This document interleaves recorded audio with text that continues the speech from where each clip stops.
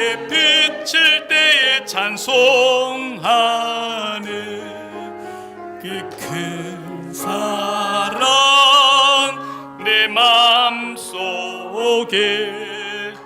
화평함과 기쁨 주네. 그 큰 사랑. 아멘.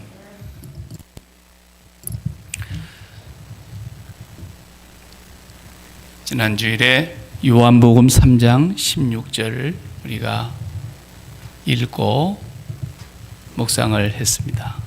그 말씀에 지금 계속 이어져 가는 본문인데요, 우리 일생에 우리가 해야 될 일은 한 가지뿐이라고 성경은 가르쳐주고 있습니다.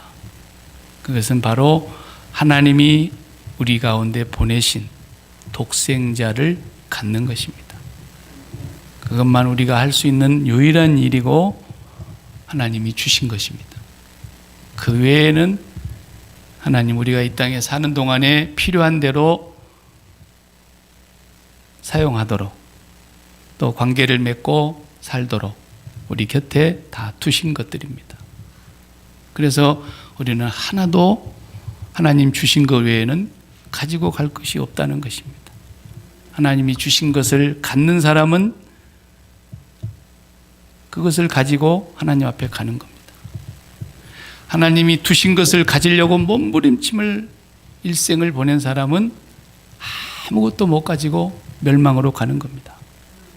그래서 우리는 믿음이 뭐냐? 의식이 있는 순간까지 독생자 한 분을 가지기 위해서 매일 깨어 있는 겁니다. 그분을 가지고 있는 사람, 그 사람이 예수 믿는 거예요.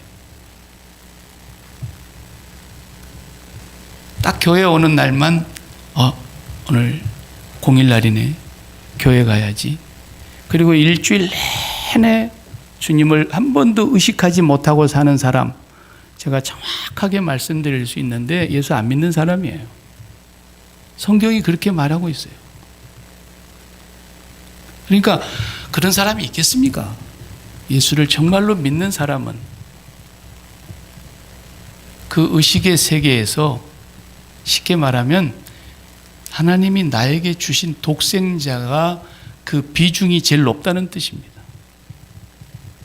그 존재감이 예수 그리스도가 우리에게 존재감으로 제1등이라는 겁니다. 1등. 우리 의식 속에서. 그 말을 다른 말로 또 성경은 가르치기를 빛이 왔다 그랬어요. 빛이 비치면 그 빛이 사람의 마음을 비추게 되어 있는데 그 마음에 꽉 찬 것이 빛이라 이거죠. 어둠이 다 몰아내지고 빛이 꽉 찬 것인데 그 빛이 꽉 찼다라는 말로 성경은 표현하고 있지만 그걸 쉽게 또 풀이를 해보면 우리 의식을 전체를 장악하고 있다는 뜻이에요. 우리 의식의 세계를 완전히 지배하고 있는 것이 뭐냐라는 거예요. 그게 돈인 사람은 돈이 빛인 거예요. 돈이 안 되는 것은 나에게 빛이 될 수가 없다 이거야. 사람 하나를 사귀어도 나하고 돈에 유익한 사람을 만나는 것이 자기는 원칙인 거예요. 모든 것에 돈이 나를 지배하고 있는 거예요.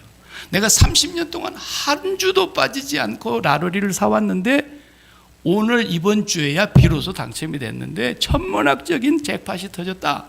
그 사람은 그 잭팟 터진 그 돈이 그 사람의 의식 전체를 지배하고 있는 빛인 거예요. 그 빛이 자기의 마음을 사로잡는 순간에 자기의 모든 다른 것들은 의식의 어둠 속으로 다 묻히는 거예요. 누가 옆에서 욕을 해도 안 들려요. 미쳤네 그래도 다른 때 같으면 막 내가 미쳤어 그리고 달려들 텐데 헤헤 호화 웃어요. 예. 이것도 가져간다 저것도 가져간다 다 가져가래 다 가져가래. 예. 왜? 그 사람의 의식 전체를 지배하고 있는 것이 돈이거든. 근데 그 돈이 오늘 나에게 빛으로 다가왔어요. 예. 그 말인 거예요. 빛이 세상에 왔는데 사람들은 그 빛을 좋아하지 않고 어둠을 좋아하기 때문에 그 빛을 받고 싶은 마음이 없는 거예요. 내가 갖고 있는 이미 내 빛이 따로 있다라는 거예요. 돈이라는 빛, 명예라는 빛, 건강이라는 빛, 성공이라는 빛, 내 나름대로 갖고 있는 이 빛이 내 마음을 지배하고 있기 때문에 그 빛이 더 좋다라는 거예요. 그래서 예수님이라고 하는 빛, 하나님이 주신 독생자라고 하시는 우리에게 찾아오신 빛은 안 받겠다라는 거예요. 그러면 그 사람이 일주일 내내 하루 24시간 동안에 내 의식이 잠든 상태를 빼놓고는 의식이 깨어있는 동안에 나에게 가장 존재감이 있고 나에게 가장 비중이 높은 것이 뭐냐? 예수를 믿는다는 말은 예수 그리스도가 나의 의식을 지배한다라는 뜻이에요. 예수 그리스도로 말미암아 생각하게 되고 예수 그리스도로 말미암아 모든 걸 해석하게 되고 예수 그리스도를 날마다 우리의 의식 속에서 떨쳐내지 않고 살아가는 삶이 믿음의 삶이라는 거예요. 오늘 교회에 나와서 잠깐 동안만 예수님 생각하고 다시 빠이빠이, 그리고 다시 세상으로 돌아가서는 한 번도 주님을 생각하지 않는다는 사람이 과연 있겠습니까? 나는 우리 소망교회 성도들 가운데 그런 사람은 한 사람도 없다고 봅니다. 다만 그것이 그 의식세계의 비중에서 예수님은 한 50 정도밖에 안 되고 또 다른 것이 50이라면 문제 있는 교인이죠. 문제가 많은 교인이죠. 50대 50이면. 제가 문제가 많다고 제가 표현을 했지만 어쩌면 예수를 안 믿는다 그래도 주님 앞에서는 할 말이 없는 사람이에요. 왜? 제가 늘 비유로 그런 얘기를 많이 썼지 않습니까? 여보, 내가 당신을 정말로 사랑한단 말이야. 75억의 인구 가운데 한 37억이 여자인데 당신 밖에는 내가 여자로 보이는 사람이 없어. 근데 내가 365일 가운데 364일은 당신하고 살고 당신하고 자고 당신하고 먹고 딱 하루만 내 옛날 애인하고 자고 먹고 그러면 안 될까? 그 의식의 1%야. 365일 중에 한 번. 뭐 조선시대는 그렇게 해서 다 해주면 열려라 그랬지요. 여러분 그렇게 하실래요? 우리 인격도 그런 걸 용납하지를 않는데 우리 주님 보고 용납하라고요? 안 되는 거예요. 성경은 밭에 감추인 보화를 발견한 그 농부가 이걸 다시 덮어놓고, 본래 율법에는 그게 반반씩 나누게 되어 있지만 지금 이건 도덕과 윤리를 얘기하려고 하는 게 아니에요. 천국이 뭐냐를 설명하려고 하는 거예요. 그러니까 거기는 도덕으로 해석을 하면 안 돼. 그 본문은 천국을 발견했어. 이 사람이 보화를 발견한 거야. 그랬는데 그걸 덮어놓고 집으로 돌아가서 그 밭을 사기 위하여 큰 기쁨으로 돌아갔다 그랬어요. 그리고 다 팔았다 그랬어요. 다 팔았는데 너무 기뻐. 천국을 얘기하는 거예요. 천국을. 독생자를 갖는다라는 것은 다 판다는 얘기를 하는 거예요. 그래서 천국은 시체말로 공짜이고 하나님이 거저 주시는 은혜이지만 그 은혜가 얼마나 큰 은혜냐. 다 팔아야만 가질 수 있는 공짜 은혜예요. 그러니까 이건 상대적인 겁니다.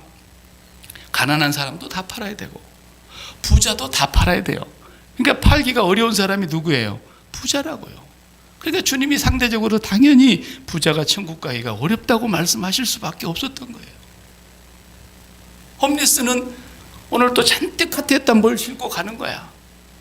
저거라도 저기는 자기 전 재산이니까. 그렇지만 그 사람에게 천국이 주어졌을 때 너 다 팔고 와야 되는데 그러면 너무 쉽죠. 그까지 그냥 휙 밀어버리고 뒤로 돌아서면 끝나버리는 거죠. 그러나 부자가 그리 됩니까? 낙타가 바늘기로 들어가는 게 더 쉽다 그랬지 않습니까? 그러니까 예수를 믿는다고 하는 것이 뭔가를 지금 요한은 이 요한복음서를 쓰면서 태초부터 계신 분이었고 그분은 말씀이신 하나님이신데 그분이 사람으로 이 땅에 오셔서 우리에게 빛이 되어 주셨고 빛이 왔는데 사람들이 어둠을 너무 좋아하니까 이 빛으로 나오기를 싫어하더라는 거죠. 빛을 영접하지 않더라는 거예요. 자기 땅에 왔는데 그러나 이 빛을 영접하는 자는 하나님의 자녀가 되는 권세를 주시더라는 거죠. 우리가 이 빛을 정말 영접한 사람인가 아닌가를 오늘 사도 요한은 세례 요한을 소개하면서 증거로 보여주고 있는 거예요.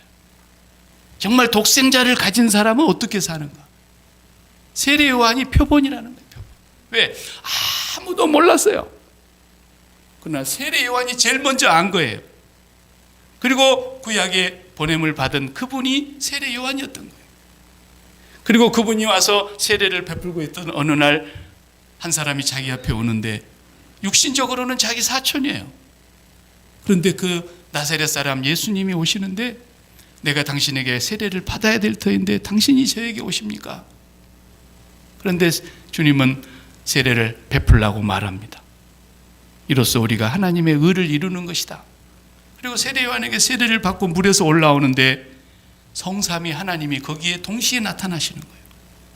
성령은 비둘기같이 강림하시고 성부 하나님의 음성이 들리는데 이는 내 사랑하는 아들 내 기뻐하는 자라 하시는 거예요. 그리고 성자 하나님이 지금 자기 앞에서 육신으로 오셔서 세례를 받으시는 거예요. 그것을 보고 수천 년 동안 모세가 예언했던 그 예언자, 수많은 선지자들이 선포했던 그 메시아가 자기 눈앞에 있는 거예요. 보라, 세상 죄를 지고 가는 하나님의 어린 양이다 소개했어요. 자기를 따르던 제자들도 포함해서 다 그를 따라가는 거예요. 안드레도 따라가고, 안드레가 또 자기 형님 베드로를 데리고 가고, 빌립도 따라가고, 나다나엘도 또 불려가고, 마태도 불려가고, 다 그분에게로 가는 거예요. 그런데 오늘 이 사도 요한이 세례 요한을 소개하면서 정말 독생자를 가진 사람의 그 표본이 누구냐? 세례 요한이라는 거예요. 그분은 최초로 독생자를 가진 사람이에요. 이 땅에 육체로 오신 예수 그리스도를. 그래서 오늘 본문을 이제 읽어보면은 세례 요한의 제자들이 상당히 심기가 불편했어요. 그동안에 자기 스승이 요단강에서 세례를 베풀 때 예루살렘의 사람들이 다 몰려오고, 바리새인들도 몰려오고, 군인들도 몰려오고, 다 자기 스승 앞에 와서 세례를 받는데 우리 스승님의 말이 정말 그렇게 놀라울 수가 없어요. 막 그 권세 있고 잘난 사람들, 이 독사의 자식들아, 이렇게 얘기하는 사람이 과거에는 없었는데 자기 스승이 막 거침없이 하는 거예요. 그리고 사람들이 앞에 와서 무릎을 꿇고 물속에 빠져들어가면서 다 세례를 받는 거예요. 그러던 어느 날, 오늘 25절을 우리가 함께 다시 한번 봅시다. 이에 요한의 제자 중에 한 유대인과 더불어 정결 예식에 대하여 변론이 되었더니, 변론이 됐어요. 요한의 제자들과 어떤 유대인들과 변론이 시작됐어요. 정결 예식에 대해서는 우리가 2장에서 배웠어요. 물 두세 통이 드는 그 항아리를 채웠던 얘기 속에서 정결 예식에 대한 얘기가 있었죠. 깨끗이 씻는다고 하는 것에 대한 얘기를 하는 것이었는데, 이 세례 요한의 세례와 그 다음에 이제 예수님이 또 세례를 베풀었다고 오늘 지금 성경에 기록이 되어 있어요. 그러니까 사람들이 도대체 이게 누구한테 가서 받아야 되냐, 이런 얘기가 나오기 시작한 거예요. 유대인들도 너그 스승이 높냐, 저 양반이 높냐, 얘기가 되기 시작한 거예요. 26절을 보면은 굉장히 마음이 불편한 얘기가 세례 요한의 제자의 입장에서 쓰여져 있어요. 뭐라고 써있습니까? 그들이 요한에게 가서 이르되 라삐요, 선생님과 함께 요단강 저편에 있더니, 예수님이죠. 곧 선생님이 증언하시던 이가, 그분이 세례를 베풀매 사람들이 다 그에게로 가더이다. 와, 이거 뭐 자기 스승한테 와야 되는데 전부 예수님한테로 가버려요. 세례 요한의 제자들이 마음이 기쁘지 않았겠죠. 질투심도 생기고, 야, 우리 스승이 이제 해가 지네. 우리 스승은 이제는 찬밥이네. 우리 스승한테 세례받은 사람인데 그 사람이, 근데 그 사람한테로 다 세례받으러 가버리네. 근데 예수님은 사실은 한 사람에게도 세례 준 적이 없어요. 성경을 보면. 나중에 이제 요한복음 4장 넘어가면 1절, 2절에 나와요. 예수님이 준 게 아니에요. 누가 줬다 그랬냐면 예수님의 제자들이 준 것이라 그랬어요. 나중에 사도 요한이 분명하게 거기 다시 바로 잡아서 정확하게 이해를 시키고 있는 거죠. 예수님의 제자들이 세례를 베풀고 있는데 세례 요한에게 세례를 받아야 될 사람들이 다 가버리는 거예요. 그 얘기를 제자가 와서 스승에게 얘기를 하니까 세례 요한이 어때요? 밥맛이 싹 달아나야 되는데 뭐라 그럽니까? 야, 내가 뭐라 그랬어? 나는 그리스도가 아니야. 그리스도를 위하여 증거하라고 예비하라고 보냄을 받은 자가 나야. 그 사실을 얘기해 줘야 될 사람들이 바로 너희들이야. 그러면서 또 하시는 말씀이 신부를 취하는 자는 신랑이지만 그 신랑의 음성을 듣는 친구가 기뻐하나니 나는 이 기쁨이 충만하단다. 그리고 마지막 한마디 더 붙이는 거예요. 그는 흥하여야 하겠고 나는 쇠하여야 하리라. 이러는 거예요. 그러니까 예수 믿는 사람, 독생자를 가진 사람, 진짜 독생자를 바르게 믿는 사람은 세례 요한의 증상이 나오게 돼 있다 그 말이에요. 네. 여러분 입장 바꿔놓고 생각해 봐요. 똑같은 영업하는 집이 이쪽 집도 갈비탕 집이고 이쪽도 갈비탕 집인데 여기는 할매 갈비탕 집이고 여기는 원조 갈비탕 집이야. 네. 둘이서 막 싸워. 손님을 놓고. 근데 본래 원조 갈비탕이 장사가 잘 돼가지고 동네를 다 휩쓸었는데 옆에 할매송 갈비집이 딱 나오더니 아이고 손님들이 우리 다 가네. 이쪽은 팔이나 쫓고 있네. 그럼 이쪽 집 사장 어떻게 됐어요? 애들 말로 돌아버리고 꼭지가 열리고 뭐 뚜껑이 열리고 난리가 날 거 아니겠어요? 속이 막 뒤틀리고. 예? 그 세례 요한 제자들이 지금 그런 심정으로 선생님 다 가버렸습니다. 이렇게 얘기를 하는데 세례 요한은 야, 내가 처음부터 얘기했잖아. 나는 물로 세례를 베풀지만 저분은 불로 성령으로 세례를 베풀 자라 그랬고 나는 저분을 위해서 증언하라고 보냄을 받은 자라 그랬지. 내가 그리스도가 아니지 않냐. 본래 신부를 취하는 결혼하는 사람은 신랑이지만 그 신랑의 음성을 듣는 친구들이 기뻐하지 않냐 옆에서. 내가 얼마나 기쁜지 아니? 나는 기쁨이 충만해 지금. 그분은 이제 흥해야 될 거야. 그건 나는 사라져야 될 사람이야. 네. 세례 요한의 위치가 바로 우리 위치인 거예요. 세례 요한의 그 기쁨이 없다면 아직 독생자를 가진 맛을 못 보는 거죠. 못 본 거예요. 예수를 믿는다는 것은 독생자를 가진다는 뜻이고 독생자를 가진다는 것은 내 의식 전체의 영역에 독생자 한 분의 비중이 전부라는 거예요. 그래서 그분이 비치고 내 의식 속에 오직 예수 그리스도가 나를 장악하고 있는 거예요. 그분을 내가 가졌다고 한다면 이제는 세례 요한처럼 큰 기쁨이 있는데요. 어떻게 기쁨이 있느냐? 다 없어지는데 기쁜 거예요. 다 빼앗기는데 기쁜 거예요.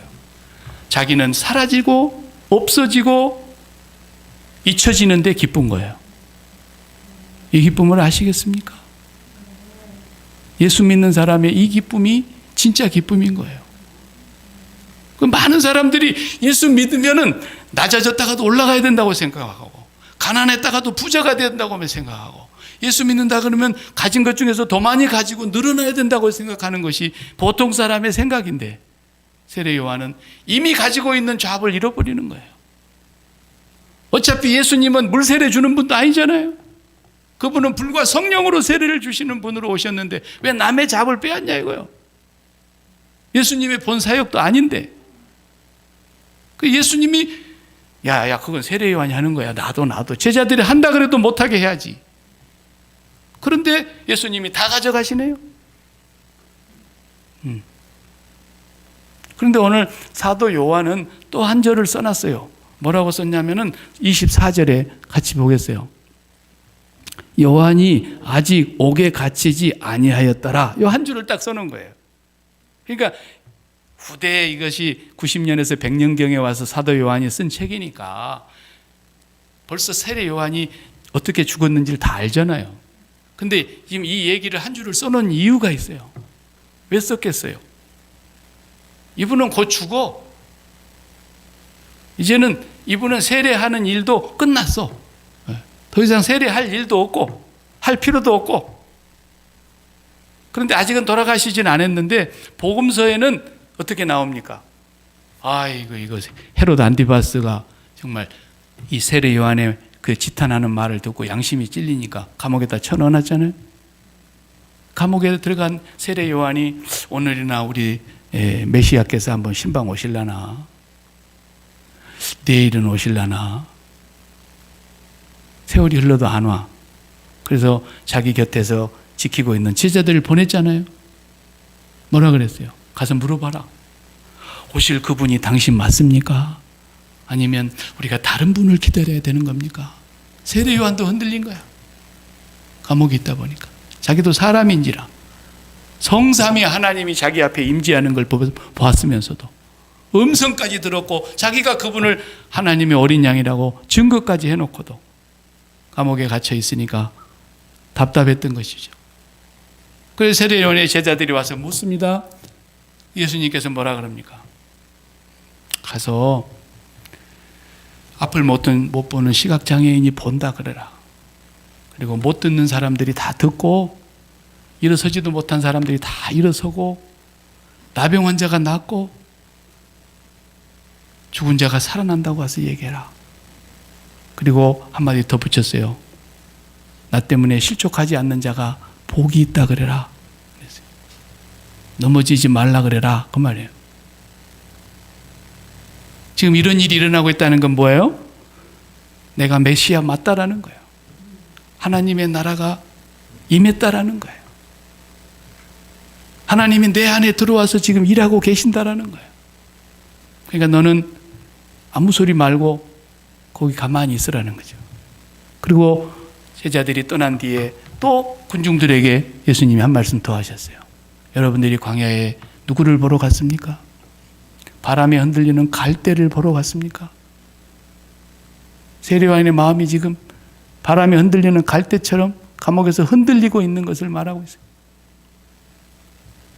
화려한 옷 입은 사람들을 보러 갔습니까? 그런 사람들은 궁중에 있는데 세례 요한이 궁중을 보고 있는 거야. 언제나 우리 주님이 오셔서 세상을 뒤집을까? 저 헤롯 안티바스, 나를 감옥에 쳐넣은 저 인간을 언제 목을 꺾을까? 그리고 그걸 바라다 보고 있었어요. 선지자를 보러 갔습니까? 예, 맞습니다. 그분이 선지자입니다. 선지자 중에서도 여자가 낳은 자 중에 가장 큰 자입니다.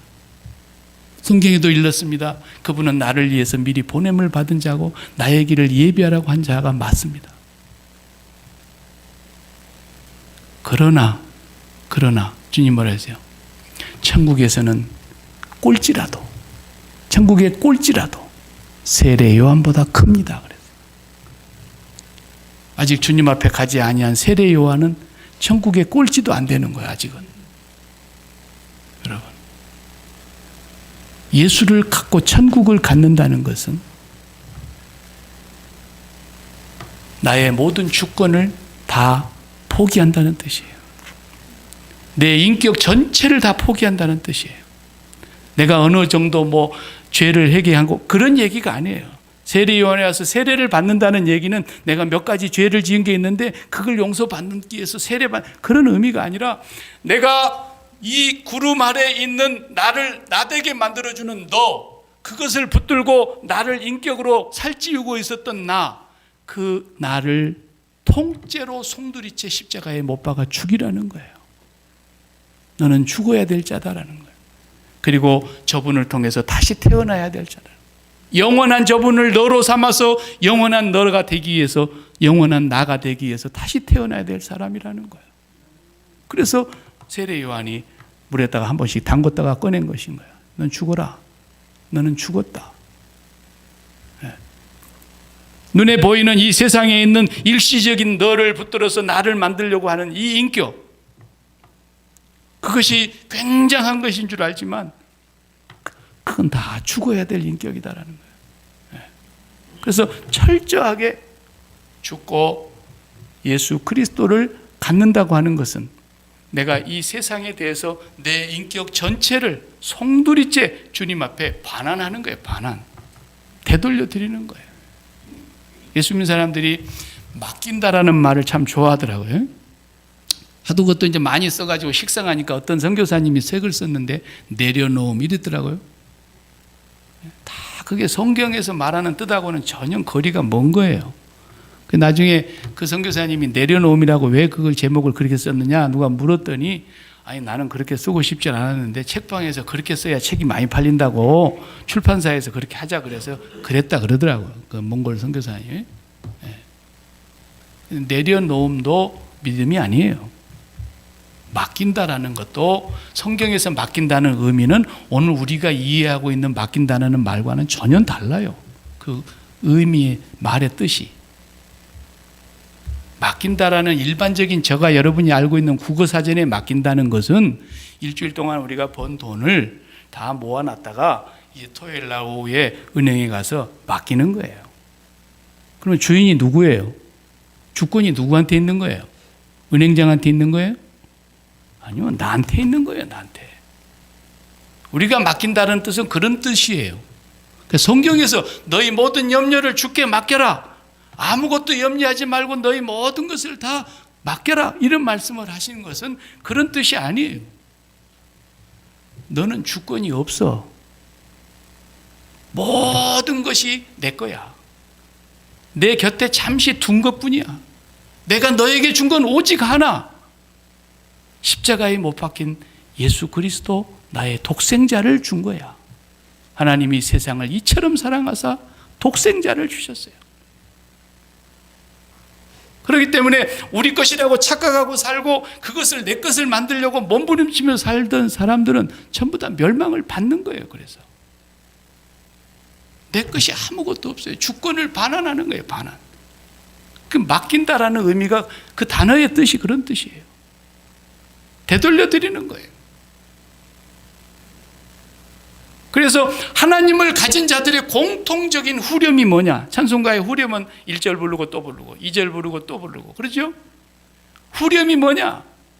하나님을 가진 자, 구약에서는 신약으로 말하자면 그의 보내신 자 예수 그리스도를 가진 자의 후렴은 구약에서는 뭐라고 말해요? 밭에 소출이 없고 무화과나무에 소출이 없고 포도나무에 열매가 없고 외양간에 소가 없을지라도 나는 나의 구원의 하나님을 인하여 기뻐하며 내 여호와를 인하여 즐거워하리로다. 즐거워하리로다. 아무것도 없는데 기뻐. 하나님을 만난 자의 증상은 하나님 한 분 가지면 그렇게 된다라는 거예요.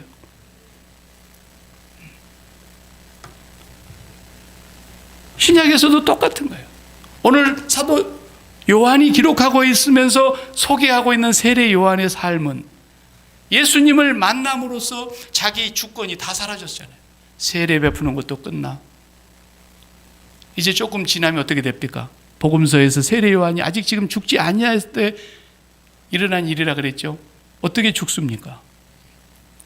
주님이 그간에 한 번도 안 찾아간 데다가 또 어떻게 돼요? 헤롯 안티바스의 그 딸 살로메가 요염하게 춤을 추던 그날 세례 요한을 교묘하게 목을 베서 그에게 줬지 않습니까? 그러니까 결국은 목이 떨어졌어요. 우리의 주권이 아무것도 없는 거예요.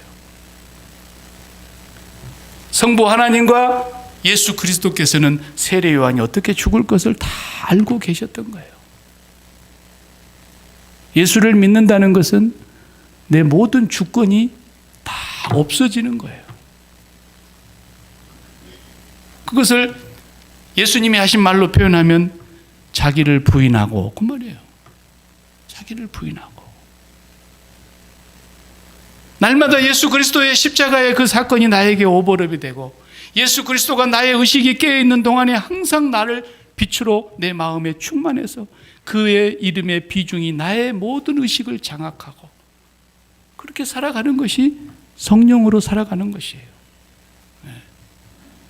예수를 믿는다는 말은 내가 없어지는 거예요. 그래서 독생자를 가졌다라는 것은 모든 것을 다 그분이 가져가도, 다 잃어버려도, 내 모든 주권을 다 그분에게 돌려드려도 독생자 한 분을 갖는 그 기쁨이 최고라는 거예요.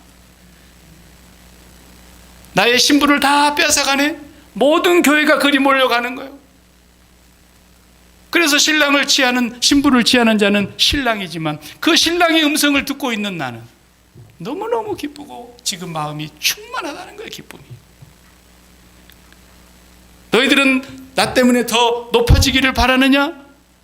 더 위대해지기를 바라느냐? 그분이 그렇게 돼야 되겠고 나는 이제 사라져야 되고 없어져야 되고 나의 존재가 멸망을 당해야 된다는 거예요.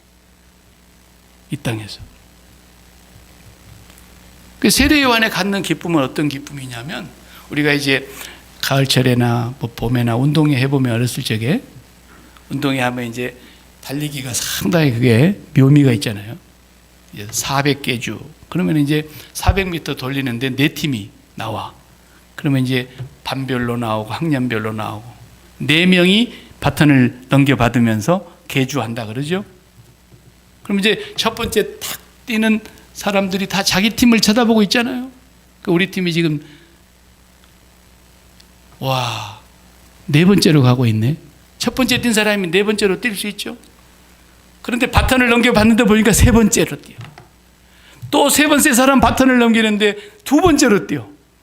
그리고 마지막 4번째 주자에게 바톤이 탁 넘어갔는데 2번째로 뛰던 이 우리 팀이 그냥 막 그 1등으로 뛰는 사람을 그냥 제껴버리는 거야. 그렇게 얘기가 신나잖아요. 네, 기왕에 이길 거. 네. 처음부터 그냥 너무 막 1등하고 2등하고 차이가 나도록 4사람이 다 그렇게 달려버리면 에이, 별 재미없어. 1등은 1등이라도. 그래, 1등을 했을 때 첫 번째 달린 사람은 어때요? 얼마나 기쁩니까? 2번째 달린 사람도 얼마나 기쁩니까? 3번째 달린 사람도 더 기쁘고 4번째 달린 사람이 끝까지 골인으로 해갖고 1등으로 들어오니까 그 모든 사람이 다 기뻐하는 거예요. 세례 요한의 기쁨은 그런 기쁨이었던 거예요. 나는 너무너무 기쁘다 지금. 나는 이제 새하여질 거야. 나는 없어질 거야. 사라져야 될 사람이야. 그렇게 감옥에서 목이 뚝 떨어질지까지는 몰랐겠지만 주님은 아셨어요. 독생자를 갖는다는 것은 더 극단적인 예를 성경에서도 우리가 얼마든지 찾아볼 수 있어요. 스데반 집사님도 설교하다가 예수님 전하다가 돌에 맞아 죽어가는데 십자가에 죽으시고 부활하시고 승천하시고 보좌 우편에서 서서 계신 예수 그리스도를 보는 그 순간 그의 의식 전체가 빛으로 가득 찬 거예요. 예수 그리스도로 가득 차는 그 순간 자기를 돌로 치는 사람들은 의식의 어둠 속으로 다 묻어버려요. 저들을 불쌍히 여겨 주시옵소서. 용서해 주시옵소서. 이렇게 된 거예요. 이 기쁨이 충만한 거예요. 뭐 눈물을 흘리며 눈물 젖은 빵을 먹어보지 않은 사람, 인생을 논하지, 누가 그딴 소리 했는지는 모르겠지만 독생자를 가지고 나의 모든 주권을 다 포기해보지 않는 사람은 예수 믿는 기쁨이 무엇인지를 말하지 말라는 거예요. 아직도 뭔가를 더 가져야 되고 아직도 나라는 존재를 내세워야 되고 아직도 내가 8888 살아가고 있으면서 뭐 예수 믿는다는 사람 어디 가서 얘기하지 마요. 도무지 소망교회 다니는 사람들은 그렇게 믿으려면 딴 교회로 가요. 딴 교회로. 예. 하나님 욕먹이지 말고 예수 믿는 사람 우습게 조롱받게 하지 말고 적어도 우리가 가지는 기쁨은 독생자를 가졌다는 사람의 기쁨은 나의 주권을 다 잃어버림에도 불구하고 아무것도 가진 것이 없어. 이제 마지막 그렇게 비참하게 목이 떨어져서 죽을 거야. 그런데 살아도 주를 위하여 살고 죽어도 주를 위하여 죽나니 살아도 나는 주님의 것이고 이렇게 죽어도 나는 주님의 것이고 우리가 마음속에 어떤 소원을 가진 것조차도 허락하지 않으세요. 하나님은. 그러니까 꿈 깨시라고요. 언젠가는 나도 쥐구멍에 쨍 하고 벼뜰 날이 있겠지. 그건 송대관 씨나 있는 일이에요. 우리한테는 그런 거 없어. 그런 얘기는 꿈에도 갖지 마요. 그러니까 주님이 베드로한테 와가지고 베드로야, 너 정말 나 사랑하니? 3번 물으셨고, 또 대답할 때마다 그러면 내 양을 먹여라, 내 양을 부탁한다 그랬어요. 그러면서 주님이 내가 진실로 진실로 너에게 말한다. 네가 젊어서는 네 가고 싶은 대로 마음대로 다녔잖아. 그러나 네가 늙어서는 사람들이 너를 2팔을 벌리고 네가 원치 아니하는 것으로 끌려가리니. 이 말씀을 하시면 베드로가 어떠한 죽음으로 종말을 맞이할 것인가를 암시한 것이었다 그랬어요. 우리는 어떻게 죽을 것인가에 대해서도 소원을 가질 필요가 없어요. 우리는 아무런 주권이 없는 사람들. 그것이 예수를 믿는다는 뜻이에요. 예수를 믿었고 하나님의 나라를 가졌고 천국을 가졌다면 자기 집에도 돌아가서 큰 기쁨으로 모든 걸 다 파는 거예요. 모든 주권을 다 돌려드리는 거예요. 그것이 교회 공동체인 것입니다. 이것이 하나님의 나라의 백성들인 것입니다. 그래서 우리는 그 기쁨을 날마다 잃어버리지 않기 위해서 십자가를 늘 바라다 보는 거예요. 모세가 광야에서 뱀을 높이던 것처럼 십자가만을 바라보는 거예요. 내가 예수 그리스도의 십자가에 못 박힌 것 외에는 아무것도 알지 않겠다고 말한 바울을 우리도 배워야 되는 거예요. 헬라인은 지식을 전하고 유대인은 표적을 구하지만 나는 십자가에 못 박힌 그리스도를 전하니 그분이 하나님의 능력이고 하나님의 지혜라는 거예요. 교회는 오직 예수 그리스도의 십자가만이 날마다 생생하게 우리 마음속에 다가오고 매 순간순간마다 현재의 일로 나에게 의식 속에서 깨어 있어야 되고, 십자가를 바라다보는 사람은 자기를 부인하게 돼 있는 거예요. 사도 요한은 세례 요한을 소개하면서 오늘 우리에게 독생자를 가지기 위해서 우리가 살아야 되고 평생 의식이 다하는 날까지 독생자 한 분 가지고 사는 것이 우리의 믿음 생활인데, 그분 가지고 나면 이 모든 세상의 주권을 다 버려도 너무너무 행복하다라는 거예요. 여러분, 인생살이 살면서 세상이 왜 힘든 줄 아십니까?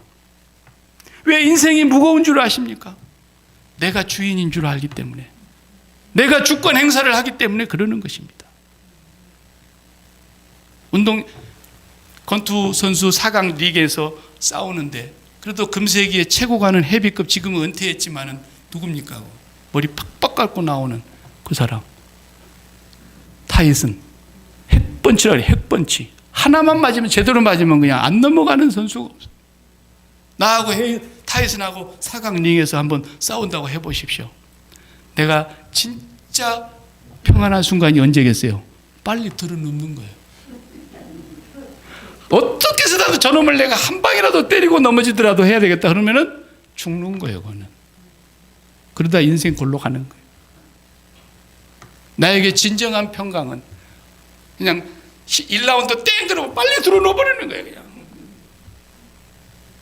하나님이 핵주먹 타이슨하고 비교가 돼요? 우리 주님이 그분하고 비교가 돼요? 그분 앞에서 우리가 어떻게 감히 주름을 잡으려고 그러냐고요.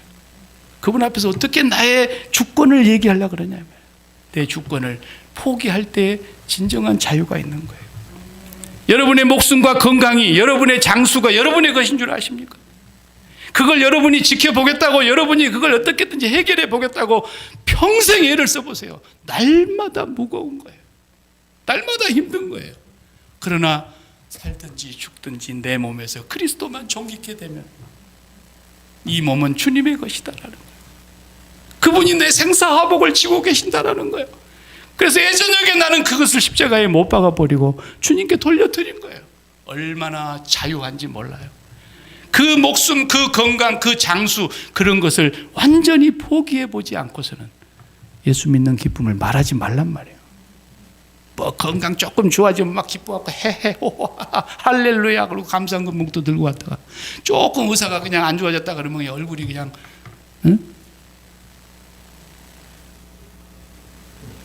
정말 우리의 주권을 완전히 십자가에 못 박기 전에는, 그리고 그 못 박은 자의 기쁨, 세례 요한의 이 행복, 이 충만한 기쁨, 그것을 맛본 이것이 주님이 오신 이후예요. 주님이 오신.